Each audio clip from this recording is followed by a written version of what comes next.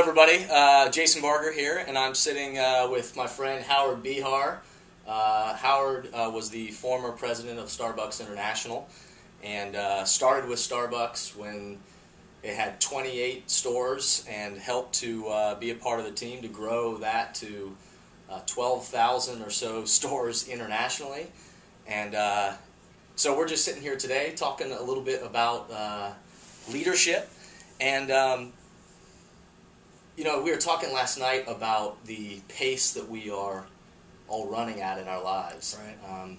In our family lives, in our career lives, and yet how important it is for us to be able to step back and to connect to a longer vision, and maybe connect back to why we do what we do.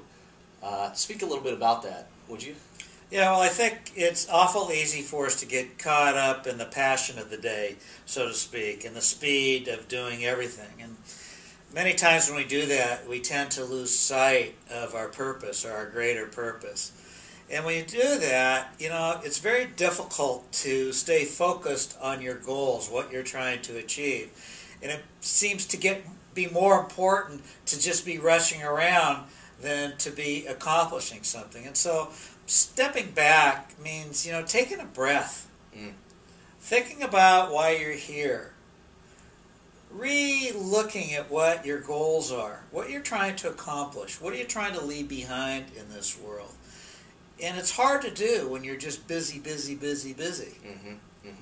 You know, it's hard to remember your purpose when all your energy is being used up in just trying to get things done as fast as you can get them done. And so, you know, I think it's important that all of us, you know, take that time to, it's not just stepping back from work, right? But, you know, taking a step back from all the things that we do each day to make sure that we're really doing and working on the things that we want to be working on, and that our purpose is clear, and that our passions are evident.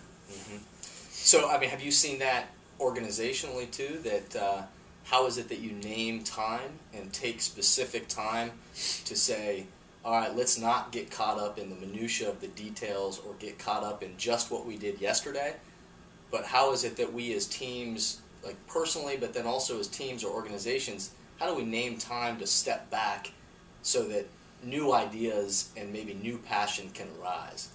Well, you know, one of the things that I have found that really works is, you know, sometimes you plan on stepping back. You know, you take a break, you have a retreat, or you go away for a couple days. I think it's equally important to step back all the time, every day. And humor is one of the greatest ways of stepping back.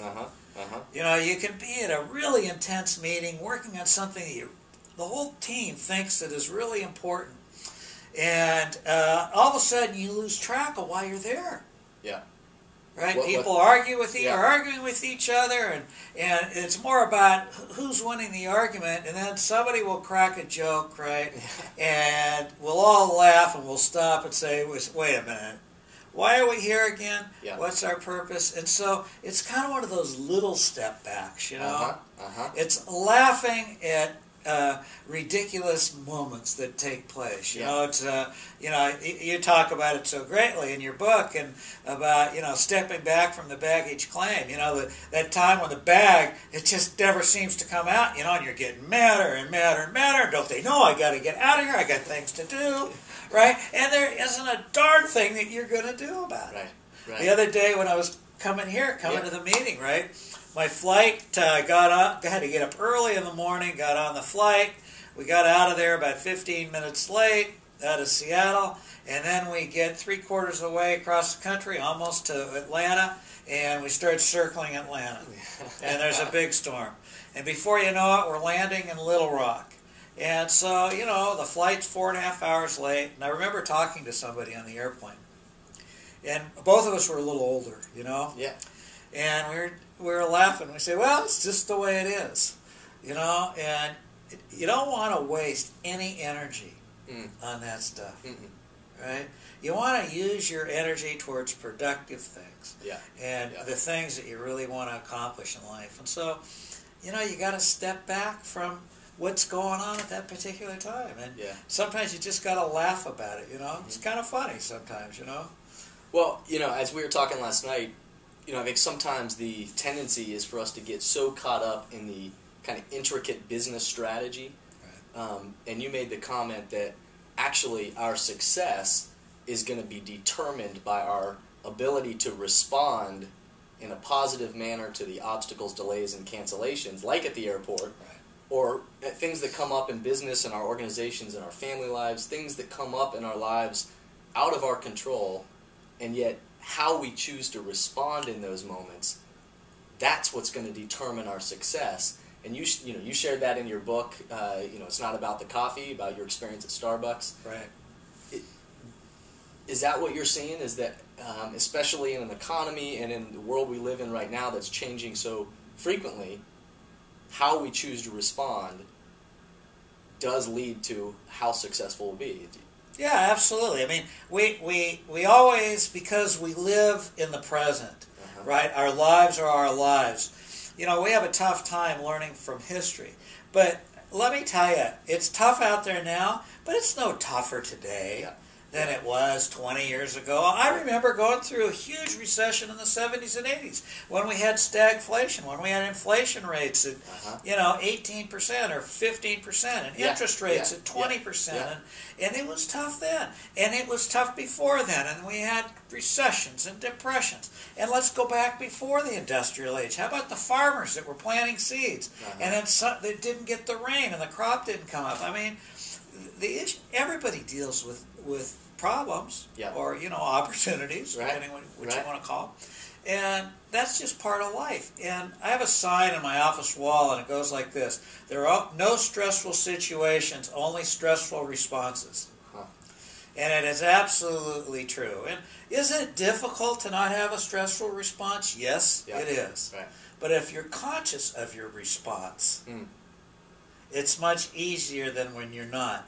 When you just react, sometimes it comes from the subconscious. Yeah. Right? Right. But if you're aware of yourself, your surroundings, how you're responding, then it makes it easier to kind of just deal with it. Yeah. And not take it so seriously. Most of the things that we deal with, almost everything we do, it's not personal. Right. Right. Right? It's just not personal. Yeah. It just is. So, the more we can learn to step back from those kinds of things, I think, the happier, more productive, more purposeful lives we're going to lead. Yeah, and we're actually going to be better at what we do.